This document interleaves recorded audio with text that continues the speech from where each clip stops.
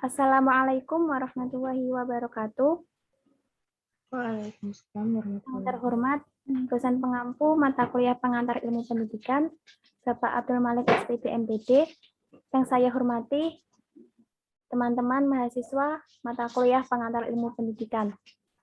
Pertama-tama, marilah kita panjatkan puji syukur kehadirat Allah Subhanahu wa taala yang telah melimpahkan rahmat dan karunia-Nya sehingga kita dapat berjumpa secara virtual untuk melaksanakan presentasi dengan topik Sistem Pendidikan Nasional yang telah disusun oleh kelompok 7. Saya selaku moderator yang akan memimpin jalannya presentasi pada hari ini, izinkan untuk memperkenalkan anggota kelompok 7.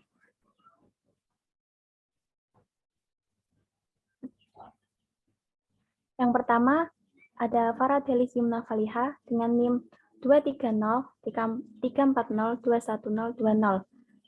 Yang kedua, Farah Juan Amanda dengan NIM 230-342-1039. Yang ketiga, ada Laila Nur Azizah dengan NIM 400-142-1080. Yang keempat, ada Nandang Purworatri dengan NIM 410-142-1087. Yang kelima, Muniatun Najizah dengan NIM 410-142-1125. Dan yang terakhir ada Naisa Jamilatus Sarifah dengan NIM 410-142-1136. Baik, untuk menyingkat waktu, selanjutnya adalah penyampaian materi. Untuk materi yang pertama akan disampaikan oleh Farah Juan Amanda. Kepadanya, waktu penlayar saya persilakan. Terima kasih Mbak Muniatun Najizah selaku moderator. Saya akan memulai. Pendidikan merupakan sektor yang penting untuk diperhatikan oleh setiap negara. Mengapa begitu? Pasalnya, pendidikan mampu membangun kemampuan membentuk budi pekerti serta mencerdaskan manusia. Sistem pendidikan nasional sendiri merupakan upaya terencana dalam mewujudkan proses dan suasana pembelajaran supaya pelajar aktif dalam mengembangkan potensi dirinya. Dengan sistem pendidikan, diharapkan peserta didik dapat memiliki kecerdasan, akhlak, pengendalian diri, maupun keterampilan yang berguna bagi diri sendiri, masyarakat, maupun negara.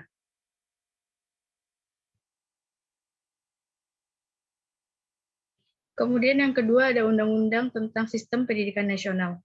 Sistem Pendidikan Nasional Indonesia telah diatur dalam Undang-Undang Ketentuan Negara tersebut, yaitu Undang-Undang Nomor 20 Tahun 2003 tentang Sistem Pendidikan Nasional yang disahkan oleh Presiden kelima Republik Indonesia, yakni Megawati Soekarno Putri. Berdasarkan undang-undang ini, pendidikan semestinya dilaksanakan secara adil, demokratis, serta tidak mendiskriminasi.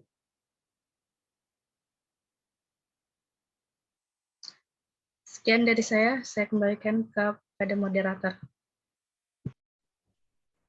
Baik, untuk materi selanjutnya akan disampaikan oleh Laila Nur Azizah. Kepadanya, waktu penlayar saya persilakan. Baik, terima kasih kepada moderator atas waktunya. Di sini saya izin melanjutkan, yaitu selanjutnya merupakan fungsi sistem pendidikan nasional. Di sini ada 4 fungsi sistem pendidikan nasional, yaitu yang pertama, menciptakan generasi penerus bangsa, lalu dapat dijadikan untuk mengukur kepedulian terhadap generasi bangsa, sebagai media transformasi nilai dan informasi ilmu pengetahuan, serta yang terakhir itu dapat untuk membentuk karakter suatu bangsa. Untuk yang selanjutnya yaitu tujuan sistem pendidikan nasional. Boleh di next? Di sini juga terdapat 4 tujuan dari sistem pendidikan nasional Indonesia, yaitu yang pertama untuk melahirkan generasi yang kreatif, melahirkan regenerasi berdikari, melahirkan regenerasi yang bertanggung jawab, serta melahirkan generasi yang berketuhanan. Next. Selanjutnya itu ada visi dan misi pendidikan nasional. Pendidikan nasional Indonesia sendiri memiliki visi, yakni mewujudkan sistem yang dijadikan sebagai peranata sosial dan berwibawa dan kuat demi pemberdayaan seluruh negara Indonesia. Hasilnya, pendidikan nasional akan mencetak manusia yang memiliki kualitas sehingga mampu menghadapi perubahan zaman. Selanjutnya, ada beberapa misi pendidikan nasional. Yang pertama, mengupayakan perluasan dan pemerataan kesempatan memperoleh pendidikan yang bermutu bagi seluruh rakyat Indonesia. Yang kedua, membantu dan memfasilitasi pengembangan potensi anak bangsa secara utuh sejak usia dini sampai akhir hayat dalam rangka mewujudkan masyarakat belajar. Yang ketiga, yaitu meningkatkan kesiapan, masukan, dan kualitas proses pendidikan untuk mengoptimalkan pembentukan kepribadian yang bermoral. Selanjutnya, yaitu untuk meningkatkan keprofesionalan dan akuntabilitas lembaga pendidikan sebagai pusat pemberdayaan ilmu pengetahuan, keterampilan, pengalaman, sikap, dan nilai berdasarkan standar nasional dan global. Serta misi yang terakhir yaitu untuk memberdayakan peran serta masyarakat di dalam penyelenggaraan pendidikan berdasarkan prinsip otonomi dalam konteks Negara Kesatuan Republik Indonesia. Demikian materi yang dapat saya sampaikan. Untuk selanjutnya saya kembalikan kembali ke moderator. Baik, untuk materi selanjutnya akan disampaikan oleh Nandang Purworatri. Kepadanya, waktu dan layar saya persilakan. Baik, terima kasih kepada moderator yang telah memberikan waktunya. Izin melanjutkan untuk materi selanjutnya, yaitu jenjang, jenis, dan jalur dari program pendidikan nasional. Yang pertama, jenis pendidikan. Jenis pendidikan menurut pasal 1 ayat 8 Undang-Undang Nomor 20 Tahun 2003 tentang Sistem Pendidikan Nasional adalah tahapan pendidikan yang ditetapkan berdasarkan tingkat perkembangan peserta didik, tujuan yang akan dicapai, dan kemampuan yang dikembangkan. Jenjang pendidikan terdiri atas yang pertama, pendidikan dasar. Pendidikan dasar merupakan jenjang pendidikan yang menjadi dasar untuk melanjutkan pendidikan tingkat menengah. Dapat berbentuk sekolah dasar atau SD, madrasah ibtidaiyah atau MI, atau bentuk lain yang sederajat.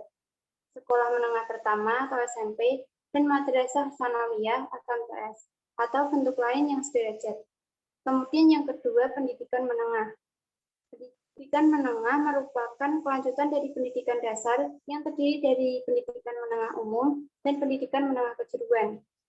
Pendidikan menengah berbentuk sekolah menengah atas atau SMA, madrasah aliyah atau MA, sekolah menengah kejuruan atau SMK, madrasah aliyah kejuruan atau MAK, dan bentuk lainnya yang sederajat.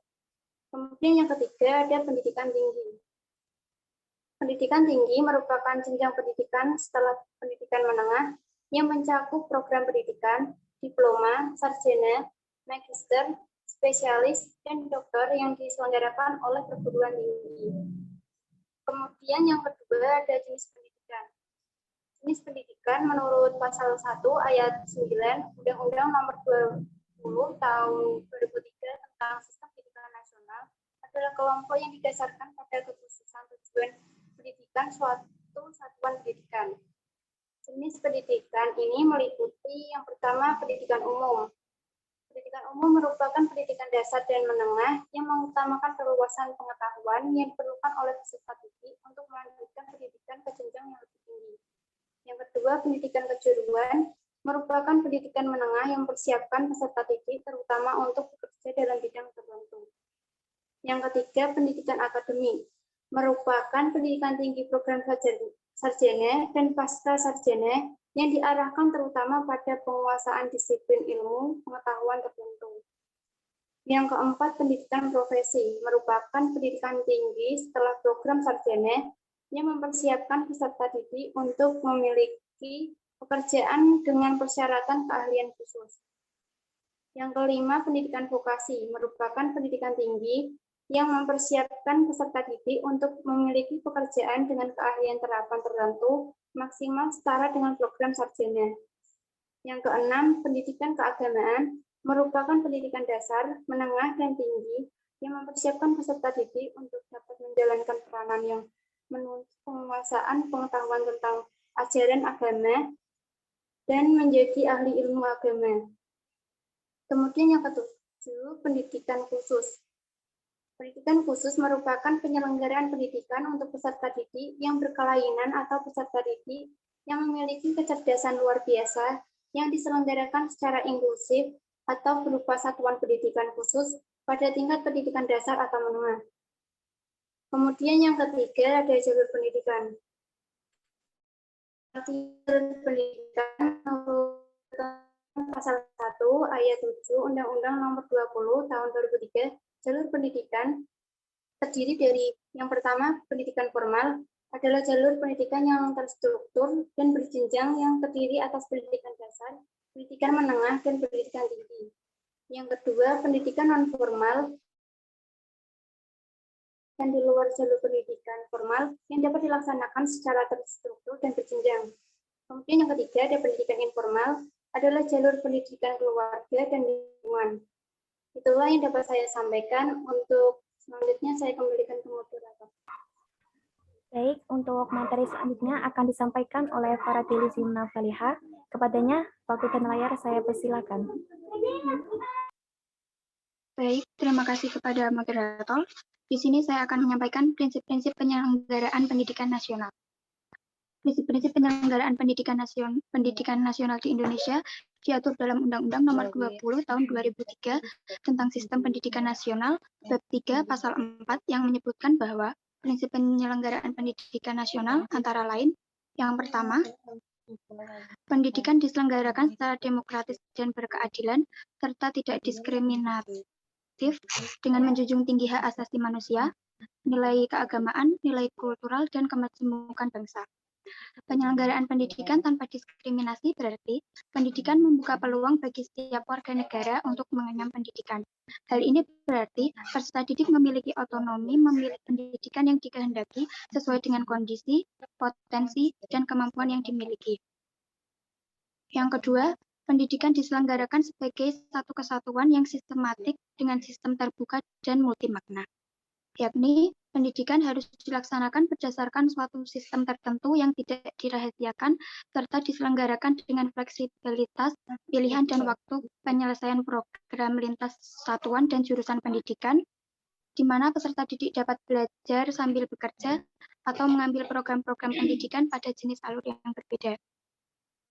Yang ketiga, pendidikan diselenggarakan sebagai suatu proses pembudayaan dari pemberdayaan peserta didik dalam proses pembelajaran. Hal ini bertujuan agar pendidikan dapat menyatu dengan budaya-budaya yang ada di masyarakat. Yang keempat, pendidikan dilaksanakan dengan memberi keteladanan, membangun kemauan, dan mengembangkan kreativitas peserta didik. Yang kelima, pendidikan dilaksanakan dengan mengembangkan budaya, membaca, menulis, dan berhitung. Dan yang terakhir, pendidikan diselenggarakan dengan memberdayakan semua komponen masyarakat melalui pesan serta penyelenggaraan dan pengendalian mutu layanan pendidikan. Demikian yang dapat saya sampaikan, saya kembalikan kepada moderator. Baik, untuk materi selanjutnya akan disampaikan oleh Naisa Jamilatus Syarifah. Kepadanya, waktu dan layar saya persilakan.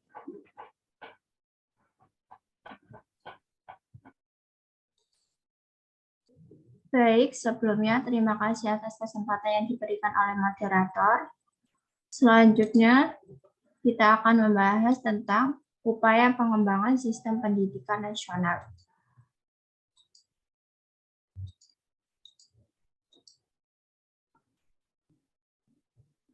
Untuk mengembangkan sistem pendidikan nasional, dilakukan pembaruan-pembaruan yang meliputi pembaruan landasan yuridis, pembaruan kurikulum, pembaruan masa studi, dan pembaruan tenaga kependidikan. Yang pertama kita akan membahas tentang pembaruan landasan yuridis. Pembaruan landasan yuridis berhubungan dengan hal-hal yang bersifat mendasar atau fundamental dan bersifat prinsipal.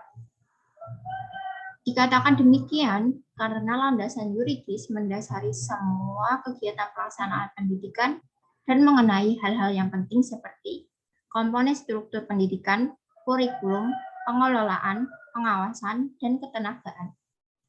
Dan yang kedua, yaitu tentang pembaruan kurikulum. Ada dua faktor pengendali yang menentukan arah pembaruan kurikulum. Yang pertama yaitu sifatnya mempertahankan, dan yang kedua yaitu sifatnya yang mengubah. Faktor yang sifatnya mempertahankan meliputi landasan filosofis dan landasan historis. Landasan filosofis yaitu Falsafah Bangsa Indonesia, Pancasila, dan UUD 1945. Sedangkan landasan historis mencakup unsur-unsur yang menguasai hajat hidup orang banyak dari dulu sampai sekarang. Dan yang kedua adalah faktor yang bersifat mengubah, yang meliputi landasan sosial dan landasan psikologis. Landasan sosial berupa kekuatan-kekuatan sosial di masyarakat, sedangkan landasan psikologis yakni cara peserta di dalam belajar. Dan yang ketiga yaitu pembaruan pola masa studi. Pembaruan pola masa studi termaksud pendidikan yang meliputi pembaruan jenjang dan jenis pendidikan serta lama waktu belajar pada satuan pendidikan.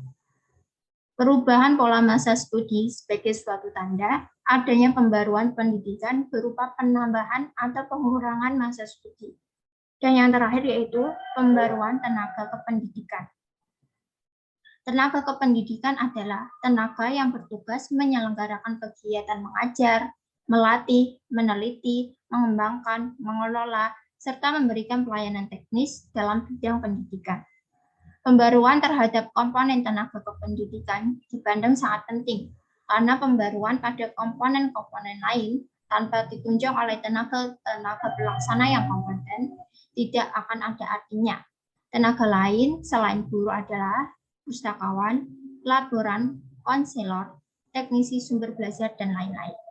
Sekian yang dapat saya sampaikan, saya kembalikan kepada moderator. Baik, terima kasih kepada semua pemateri yang telah menyampaikan materi dengan baik. Selanjutnya, saya akan menyimpulkan materi pada hari ini. Sistem pendidikan nasional telah diatur di dalam Undang-Undang Nomor 20 Tahun 2003 tentang Sistem Pendidikan Nasional yang telah disahkan oleh Presiden kelima, yaitu Megawati Soekarno Putri. Fungsi sistem pendidikan nasional yakni menciptakan generasi penerus bangsa, mengukur kepedulian terhadap generasi bangsa, media transportasi nilai dan ilmu pengetahuan, serta membentuk karakter bangsa. Selanjutnya, tujuan sistem pendidikan nasional yakni melahirkan generasi yang kreatif, berdikari, bertanggung jawab, dan berketuhanan. Selanjutnya, ada visi pendidikan nasional, yaitu mewujudkan sistem yang dijadikan sebagai pranata sosial non berwibawa dan kuat demi pemberdayaan seluruh negara Indonesia. Visi tersebut akan diwujudkan melalui beberapa misi pendidikan nasional. Selanjutnya, terdapat 3 jenjang pendidikan, yaitu pendidikan dasar, pendidikan menengah, dan pendidikan tinggi. Serta terdapat 3 jalur pendidikan, yaitu formal, non-formal, dan informal. Kemudian terdapat 7 jenis pendidikan, yaitu pendidikan umum, kejuruan, akademik, profesi, vokasi, keagamaan, dan khusus. Selanjutnya, terdapat 6 prinsip penyelenggaraan pendidikan yang nantinya akan menjadi acuan di dalam pelaksanaan pendidikan di Indonesia yang perlu mendapatkan perhatian dari berbagai unsur.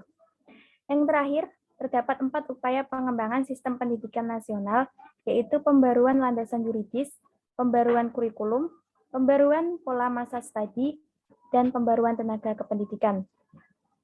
Demikian kesimpulan yang dapat saya sampaikan. Kurang lebihnya kami mohon maaf apabila terdapat tutur kata yang salah. Terima kasih. Wabillahi taufiq wal hidayah. Wassalamualaikum warahmatullahi wabarakatuh.